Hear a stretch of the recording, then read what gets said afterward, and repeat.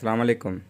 जैसा कि हम पिछले लेक्चर्स में सेक्शन 4.1, 2 और 3 कर चुके हैं और हमने उनकी एक्सरसाइज भी की है, तो आज हम इसके चैप्टर की मिसलिनियस एक्सरसाइज कर रहे हैं ताकि हम इसमें मैक्सिमम क्वेश्चन अटेम्प्ट करें, ताकि जो भी आपके क्वेश्चन हों डिफ़िकल्ट आपको लग रहे हैं वो हम अटेम्प्ट कर लिया। मुझे ये नहीं पता कि एग्जैक्टली आपको कौन सी मुश्किल लगेगी, मगर मेरा आइडिया ये है कि जो शुरू वाले क्वेश्चन हैं वो आप कर लेंगे, वो हमारे पिछले कॉन्सेप्ट उनसे मिलते जुलते हैं। आगे वाले जो सवाल हैं बहुत सारे वो मुश्किल होते हैं, तो हम 5 या 6 7 छोड़ के क्वेश्चन 8 से हम स्टार्ट कर दें। तो क्वेश्चन 8 से हमें वो करेंगे हम, तो आगे कोई इवन करेंगे, कोई ऑड करेंगे, और जिन पे स्टार्ट हुआ तो लाजमन करेंगे। तो इसके लिए हम पहले क्वेश्चन नंबर 8 देखते हैं। तो क्वेश्चन नंबर 8 में है calculate the smallest positive integer k for which the equation 2x² + 2kx + 7 = 0 has distinct real roots. इसका ए पार्ट ये है।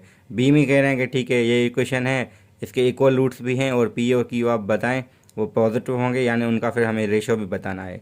ठीक है, वो हम कर लेंगे। पहले क्वेश्चन नंबर 8 का पार्ट ए करते हैं। अब हमारे पास जो सवाल है वो इक्वेशन ये है 2x² + 2kx + 7 = 0 has distinct roots. तो एक चीज़ हमें ये मिली हुई है। ठीक है, तो डिस्टिंक्ट रूट के लिए हमें पता है कि d > 0 होता है, यानी d जो होता है b² - 4ac। हम ये फाइंड करके > 0 रखेंगे। अब हमें पता है ये क्वाड्रेटिक इक्वेशन है, तो a की वैल्यू 2 है, b की वैल्यू 2k है, c की वैल्यू 7 है। तो b² - 4ac निकालें तो क्या होगा 2k² - 4 × 2 × 7 > 0। तो इसको लिख सकते हैं 4k² - 4 × 2 7 14 > 0। अब हमारे पास ये क्या मिलेगा, अगर 4 कॉमन निकाल लें हम तो क्या k² - 14 > 0 हो जाएगा।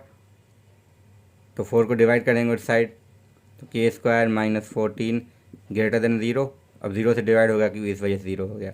अब k² > 14 है। अब हम यहाँ पे आते हैं कि जो हमने सेक्शन 4.3 पिछले सेक्शन में किया था उसी की एप्लीकेशन है, क्योंकि इसके जो रूट्स होंगे वो रेडिकल 14 और माइनस रेडिकल 14 होंगे। तो हमें पता है सोल्यूशन इसका क्या होगा, x > radical 14, x less than radical -14। क्योंकि हमें वो कह रहे हैं कि जो k होगा ना वो हमारे पास पॉजिटिव होगा, तो पॉजिटिव होने की वजह से ये केस हम नहीं लेंगे, इनमें से लेंगे। अब >14 में कौन से नंबर आते हैं, यानी यानी 15 आ गया रेडिकल, रेडिकल 16 आ गया, रेडिकल 17 आ गया, एंड सो ऑन।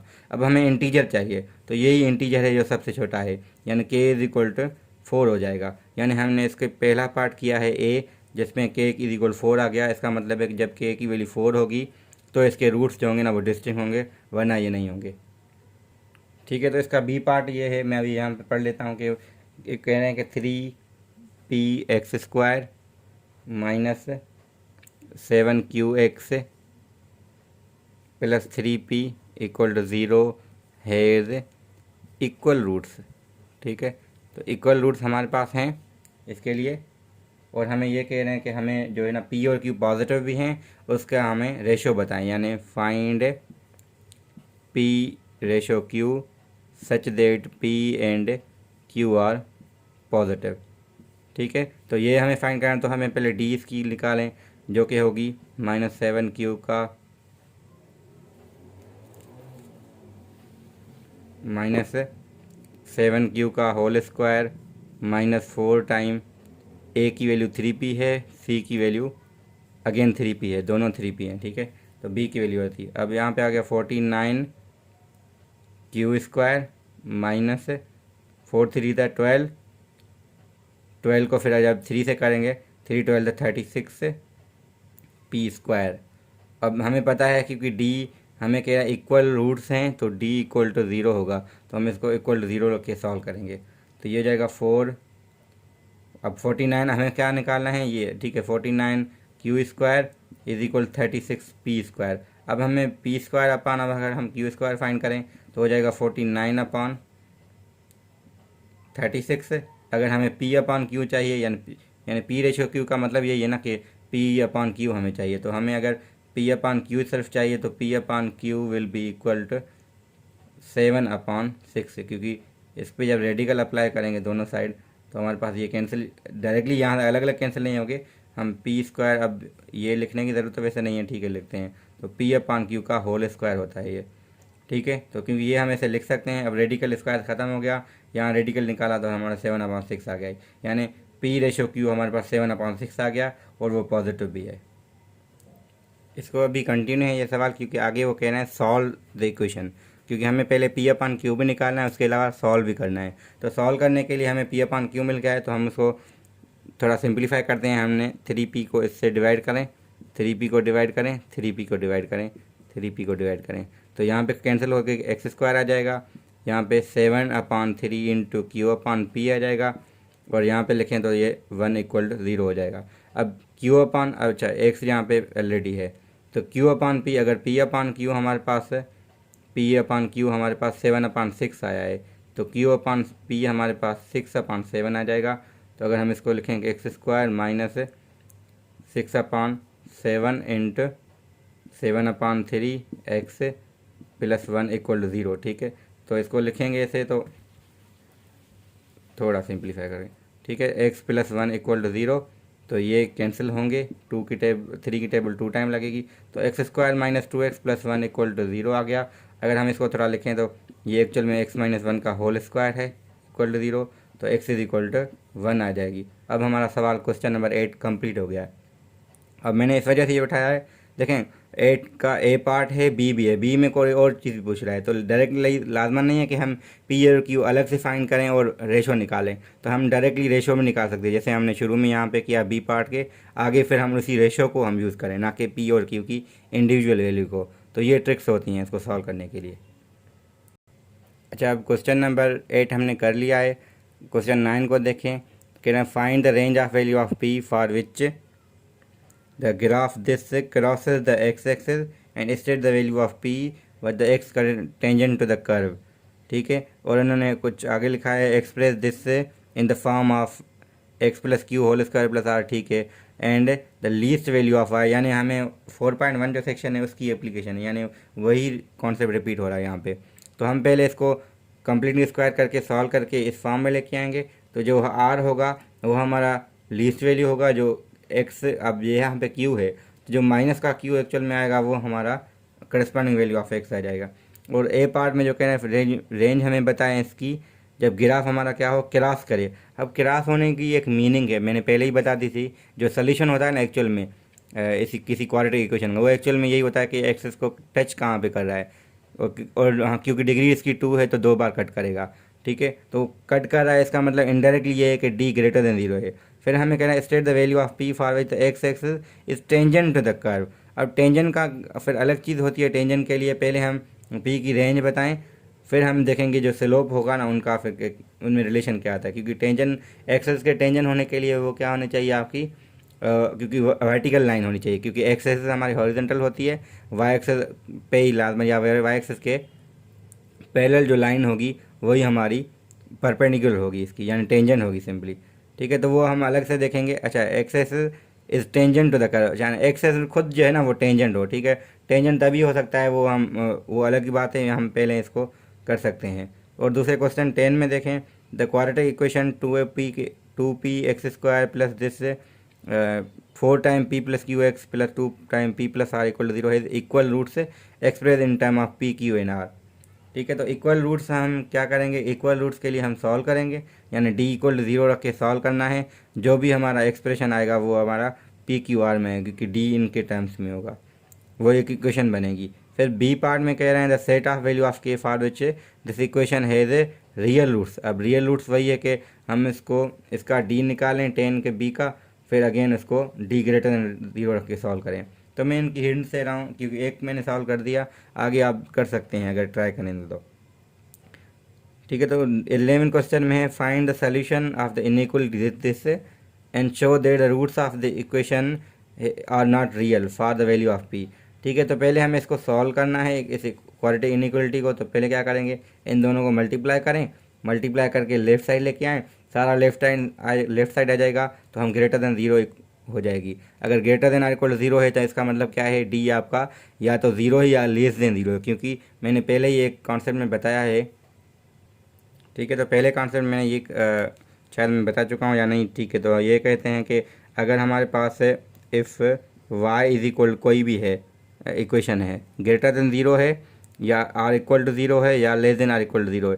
तो डी हमेशा इन दोनों के केस में क्या होगा, less than or equal to zero होगा। क्यों? क्योंकि इसका मतलब अगर वाई पॉजिटिव है तो ग्राफ जो है ना हमारा अबव द एक्सेस है कहीं पे, और वाई लेस देन ज़ीरो का मतलब है हर एक्स के लिए बिलो द एक्सेस है। तो जब अबव और बिलो हो तो जब टच नहीं करेगा तो रूट्स इसके नहीं आएंगे। हाँ, अगर ये कहता है कि कोई इक्वेशन ऐसी है जहाँ पे रूट्स इसके रियल हैं, वो खुद कहेगा। अगर कोई इक्वेशन लिखा है x square plus 2x plus 1 greater than or equal to x plus 1, अब ये इसको इस साइड लेके आए तो ये हो जाएगा x square plus x, 1 cancel होके, ठीक है। तो अगर मैं 2 कहता हूँ तो ये हो जाएगा -1 greater than or equal to zero. अब ये इक्वेशन हमेशा क्या है, ज़ीरो है या ज़ीरो से बड़ी है। अगर ज़ीरो है तो इसका डी ज़ीरो है, अगर डी पॉजिटिव है, ये ओवरऑल पॉजिटिव है, तो डी इसका निगेटिव है, तो इसका सोल्यूशन ये आएगा, यानी D less than or equal to zero रख के हम सॉल्व करेंगे।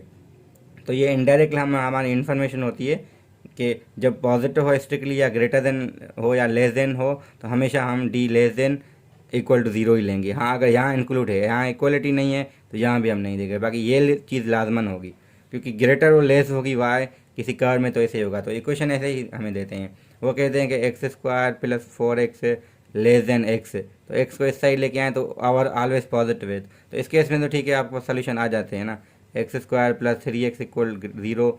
तो कब होगा वो हमें सोल्यूशन यहाँ से निकाल सकते हैं हम।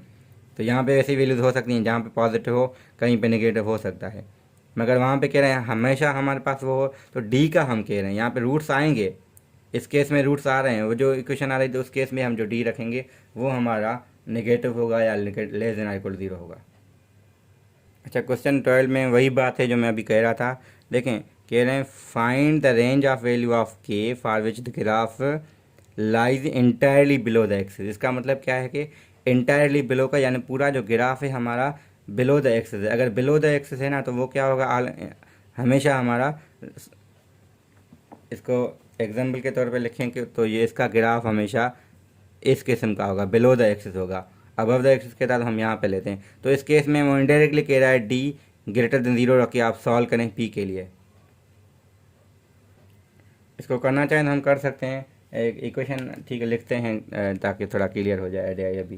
तो ये -x² plus 2 time k - 3x - 25। अब ये कह रहा है लाइज बिलो x एक्सिस, ठीक है। तो इसका हम d निकालेंगे, वो क्या होगा, 2 टाइम k - 3 का होल स्क्वायर -4 टाइम a की वैल्यू -1 है, c की वैल्यू -25 है, और ग्रेटर देन ज़ीरो रखे, सॉरी लेस देन ज़ीरो रखे सॉल्व करेंगे। क्यों?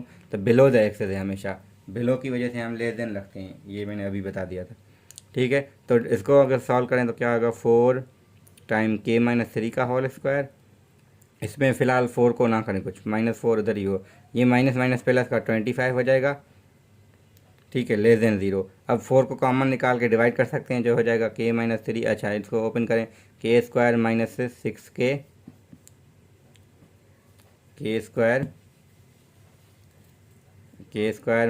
- 6k प्लस 9 -25 को ग्रेटर। अब मैं ये क्यों कर रहा हूँ कि 4 को कॉमन निकाल के उस साइड डिवाइड करिएगा, या फिर हम कहते हैं यहाँ भी डिवाइड किया, यहाँ भी डिवाइड किया, यहाँ भी, तो यहाँ पे ये ख़त्म हो गया, उस साइड ज़ीरो से डिवाइड हो गया। अब हम कह रहे हैं कि ये आ गया x² k² - 6k माइनस का 16 लेस देन। अब इसके रूट्स देखें क्या आएंगे, k², क्योंकि 16 है बीच में 6 लाना है, तो ये हो जाएगा -8k प्लस का 2k। देखें 2 8 द 16, 6 में से 8 में से 2 के जाएंगे, 6 बचेंगे।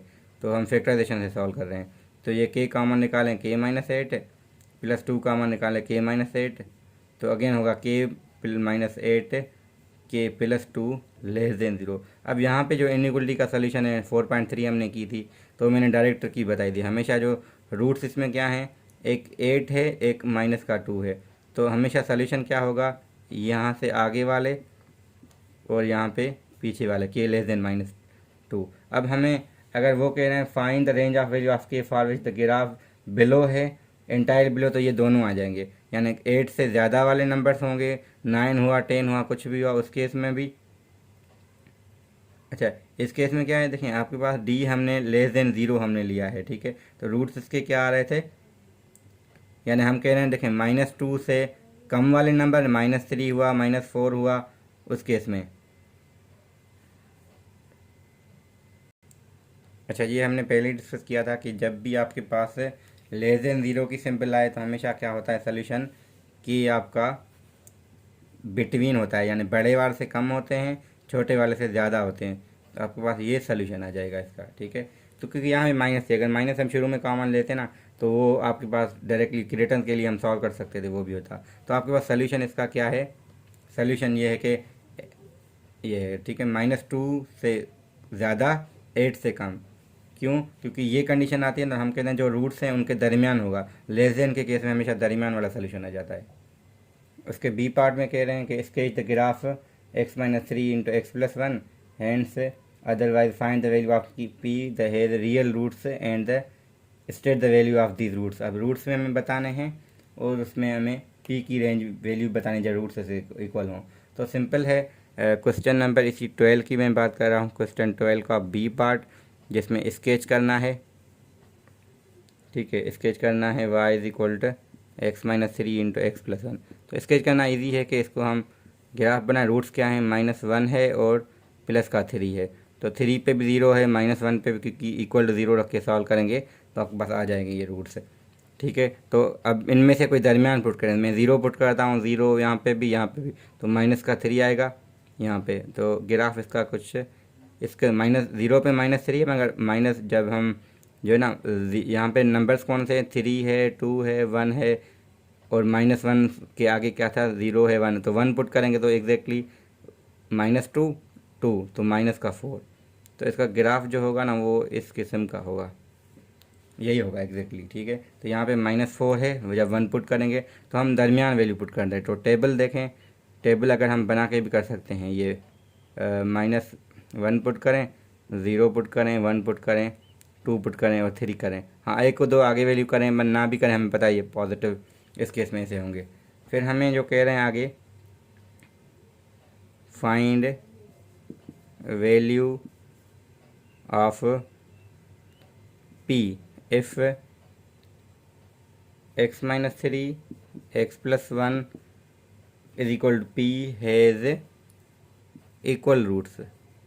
ठीक है, तो इसको स्केच हमने कर लिए हैं, हम पहले ही कर चुके हैं। अब ये केस था पहले, अब हमारा थोड़ा केस चेंज होगा इस केस, क्योंकि वहाँ पे पी जब 0 था, अब वो डिस्ट्रिंग के केस में था, अब चेंज होगा पी। तो इसको अगर हम थोड़ा लिखें ना, मल्टीप्लाई करके ये हो जाएगा x² माइनस का 3x प्लस का x, तो माइनस का 2x -3 is equal to P. तो इसको लिखें x² minus 2x -3 minus P equal 0।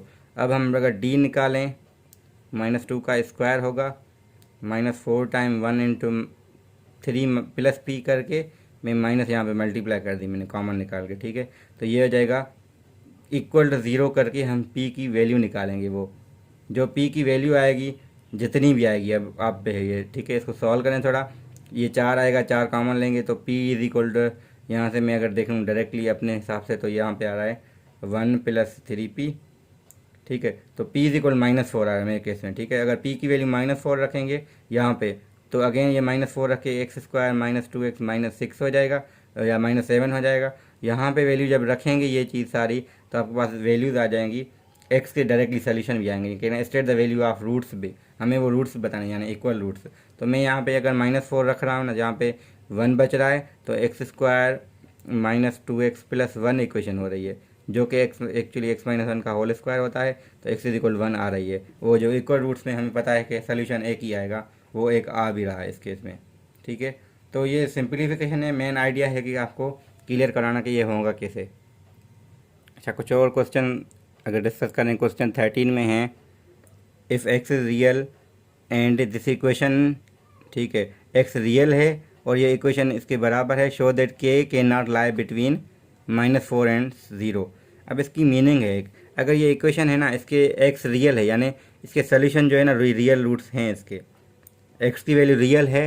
अगर देखें x रियल नहीं होती तो इसके रूट्स यानी नहीं आते, सिंपली है। ठीक है, तो डी हम लेस देन 0 रखिए। अब यहाँ पे वो कह रहे हैं खुद x इज़ रियल, तो रियल की वजह इसका जो d आएगा वो ग्रेटर देन 0 रख के हम सॉल्व करेंगे। उसकी जो कंडीशन होगी, इसकी मीनिंग ये होगी कि उसकी वैल्यू हमेशा -4 से ज़्यादा होगी और 0 से कम होगी, यानी उनके दरमियान ही होगा। तो can not lie in between. अच्छा, इनके दरमियान नहीं होगा, इनके अलावा होगा, यानी 0 से बड़ा होगा, -4 से कम होगा। ठीक है, तो कैन नॉट लाई का मतलब होता है जो सोल्यूशन है वो बियॉन्ड द ज़ीरो है और बियॉन्ड द -4 भी है, इन बिटवीन नहीं है। ठीक है, तो इसको समझ सकते हैं। अगर मैं लिखना चाहूँ तो लिख सकता हूँ ऐसे। हम इसको सिंपल सी ये बात है कि यहाँ पे 0 है, यहाँ पे -4 है। इसका मतलब के की वैल्यू या ये होगी या ये पीछे वाले होंगे, यानी ये कभी भी नहीं होगी, इन बिटवीन कभी लाई नहीं कर। ठीक है, तो क्वेश्चन 13 में ये हो गया। क्वेश्चन 14 में है इफ़ पी इज़ रियल यानी पी डज नॉट। अच्छा, ये थोड़ा क्वेश्चन मुझे स्टूडेंट ने पूछे हैं बहुत बार, तो ये इंटरेस्टिंग है question 14। If p is real, अगर पी रियल है और p does not equal to -1, इसकी कंडीशन ये है कि अगर देखें -1 रखेंगे ना तो ये क्वाड्रेटिक इक्वेशन नहीं रहेगी इस केस में। तो क्वाड्रेटिक होने की वजह से p does not equal to -1 हो। आगे वो पूछ भी रहा है ये क्यों।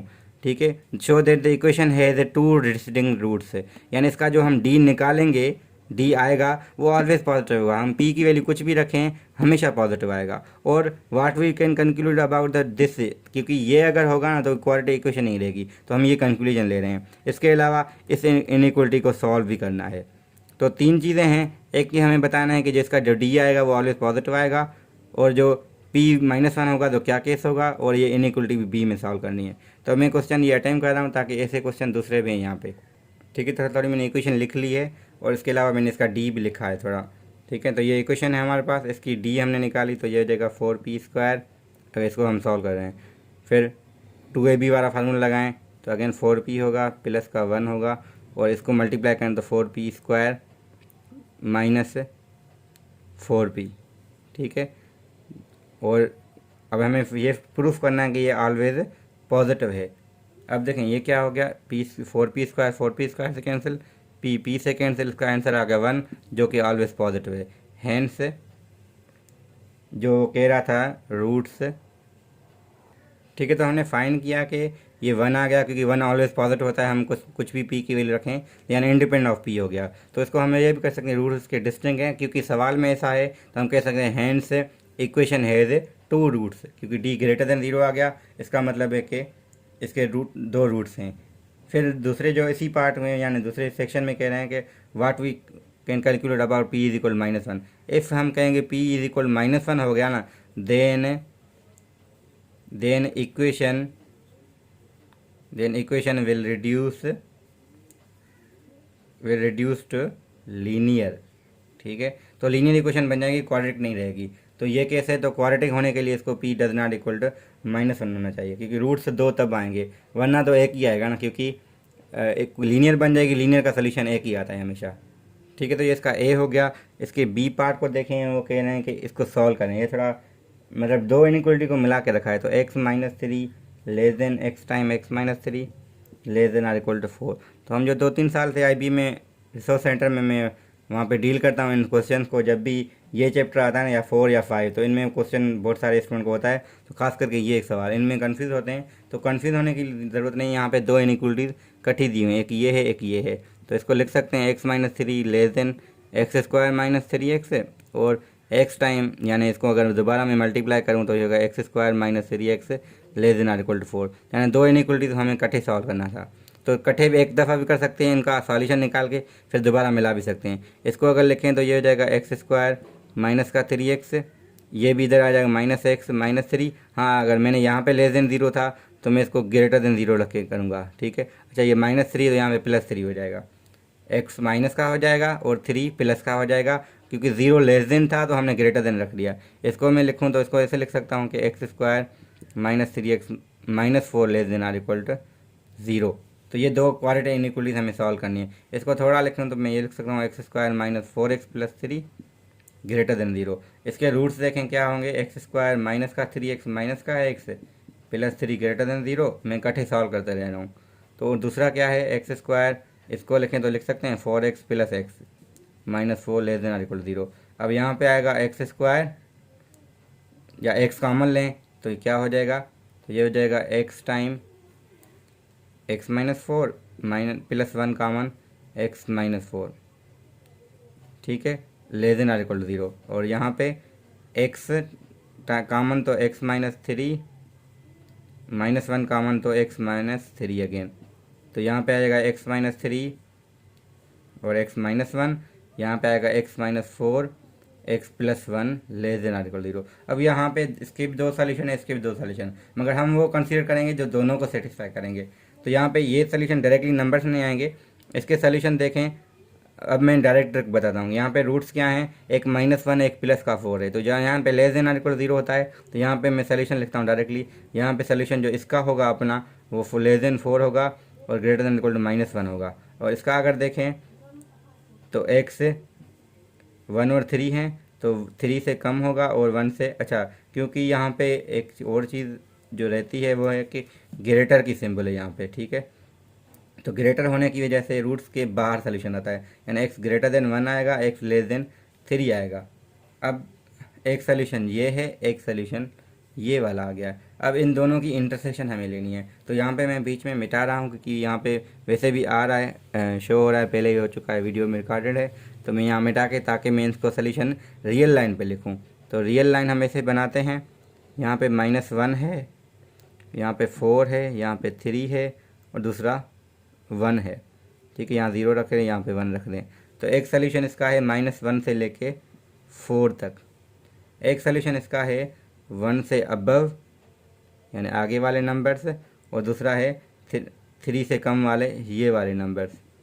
अब जो इनको दोनों का सेटिस्फाई करेंगे, देखें ये वाले अगर मैं उठाता हूँ ना नंबर, यहाँ पे एक सोल्यूशन इसका मैं कह रहा हूँ ये वाला सोल्यूशन है थ्री से कम, और एक है इससे ज़्यादा। अब दोनों में कॉमन कौन से हैं अगर देखें अगर मैं ये पार्ट उठाता हूँ ना तो इसको सेटिस्फाई नहीं करेगा। अगर ये वाले नंबर्स हैं थ्री से बड़े वाले हैं, इसको सेटिस्फाई नहीं करेंगे, ठीक है। अगर मैं ये उठाता हूँ सोल्यूशन, ठीक है, तो ये ट्रिकी थोड़ा सवाल है, तो इसको मैं ऐसे दोबारा लिखता हूँ क्योंकि ये सही नहीं लिखा था।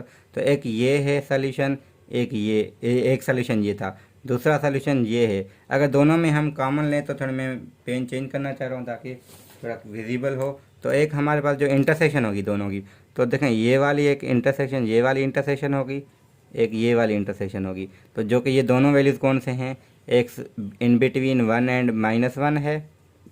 अच्छा यहाँ पे कौन सा इंक्लूड है, कौन सा एक्सक्लूड, ये ध्यान रखें।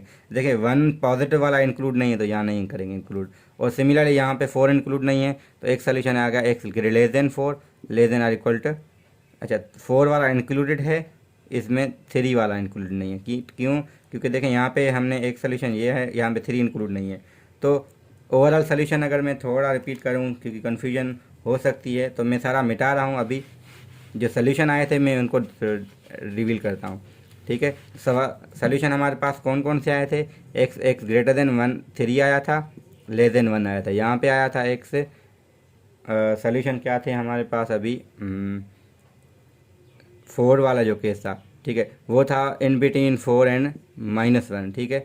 तो इसको मैं बनाता हूँ माइनस वन से लेके वन तक, फोर तक, तो ये सोल्यूशन एक आ गया, ठीक है। और दूसरा सोल्यूशन यहाँ पे थ्री है, यहाँ पे वन है, तो एक सोल्यूशन ये भी है और ये भी है।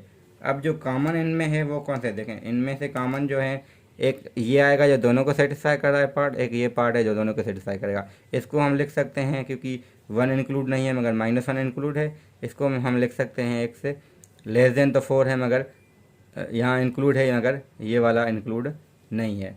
तो ये इसके दो सोल्यूशन यानी और कह सकते हैं, या ये नंबर हो या ये हो तो सेटिस्फाई करेंगे, यानी इन वैल्यूज़ की वजह से ये दोनों ये इनइक्वलिटी सेटिस्फाई होगी, यानी इसको कंबाइंड इनइक्वलिटी या कह सकते हैं हम, ठीक है। तो हम क्वेश्चन बहुत सारे कर चुके हैं, अब मैं थोड़ा हिंट देता हूँ बाकियों की। क्वेश्चन 15 है, given that the curve this crosses the axes. अब मीनिंग है, अब मैं बार बार यही बता रहा हूँ कि जब क्रॉसेस का है तो डायरेक्टली आपको कहना है कि डी इसका क्या है, ग्रेटर देन ज़ीरो है। तो अगर क्रॉस कर रहा है तो ग्रेटर देन ज़ीरो है, अगर नहीं क्रॉस कर रहा है या अबव या बिलो है तो लेस देन ज़ीरो है ऑलवेज। उस केस में फिर अब ये कह रहा है एट द एक्सेस, यहाँ पे एक्सेस कट तो कर रहा है मगर इन पॉइंट्स में, यानी ये जो दोनों वैल्यूज़ होंगी ना एक्स और वाई की, एक एक्स की जगह माइनस वन, वाई की जगह ज़ीरो, इसको सेटिस्फाई करेंगी, ये वाली भी सेटिस्फाई करेंगी क्योंकि दो वेरिएबल हैं, दो कंडीशन मिली हुई हैं, तो दो इक्वेशन आएंगी। दो इक्वेशन हम साइमल्टेनियस सॉल्यूशन करेंगे तो हमारे पास पहले हमारे पास पी और क्यू की वैल्यूज़ आएंगी। अगर वो आ गई, हमने इसको जब लिखा उस फॉर्म में a time x minus h whole square plus k की फॉर्म में, तो हम उसकी मैक्सिमम वैल्यू बता सकते हैं, मैक्सिमम आएगी क्योंकि बाहर -1 माइनस की वजह से हमें पता है श्योरली मैक्सिमम आएगी। ठीक है, वो एक्चुअल में वो पी की वैल्यू होगी, जो पी की आएगी वो डायरेक्टली मैक्सिमम होगी। फिर line this meets the curve, अब मीट कर रही, दोनों की वाई बराबर होगी, दोनों का वाई इक्वल रख के हम इसका डिस्क्रिमिनेंट लेंगे। ठीक है, तो अब इतना करेंगे तो टाइम देखें, पहले 30 मिनट्स की लेक्चर हो गया है, इतना कोई देखेगा नहीं। या फिर अगर किसी को क्वेश्चन है तो मेरा नंबर वहाँ पे गिवन है, व्हाट्सअप देख सकते हैं, मैं शो दोबारा करवा लेता हूँ। अभी ये देख लें कि हिंट्स में दे सकता हूँ इनकी। Given that the curve equation, यानी ये इक्वेशन जो है ये मीट कर रहे हैं इस कर्व के साथ, यानी इसकी y बराबर 1 - x/x इक्वल टू होगा इसकी y जो है 3x अपान k-2। ठीक है, तो दोनों के इक्वल करके जो इक्वेशन क्वाड्रेटिक बनेगी सिंप्लीफाइड में, उसका d ग्रेटर देन 0 रख के हम सॉल्व करेंगे, सिंपल सी बात है। फिर स्टेट द वैल्यू ऑफ के, द लाइन इज टेंजेंट। ठीक है, टेंजेंट के लिए आप बाद में कर सकते हैं, टेंजेंट के लिए ये बताया कि d इक्वल टू 0 हो सिंपली, क्योंकि दो जगह कट करेगी तो डिस्टिंक्ट रूट्स आएंगे, एक जगह करेगी तो वो एक्चुअल में टेंजेंट हो जाएगी। ये थोड़ा समझ लें पहले ग्राफिकली। अगर कोई कर्व है, ठीक है, एक लाइन क्रॉस कर रही है तो इसके दो सोल्यूशन आएंगे। ठीक है, अगर वो टेंजेंट हो रही है तो या लाजमन एक जगह भी कहीं पे टच करके जाएगी। तो ये टेंजेंट का केस है और ये क्रॉसिंग का केस है। ये भी क्रॉस करे, ये भी क्रॉस, मगर टेंजेंट के केस में एक बार क्रॉस करती है, यानी क्रॉस नहीं कर सकते हम इसको, इसलिए टच कहते हैं। जब एक जगह टच करे तो वो टेंजेंट है, जब क्रॉस करके जाए दो जगह से तो वो क्रॉसिंग ही है कहलाएगी, यानी इसके रूट्स दो आएंगे। ठीक है, तो ये हमारे पास है।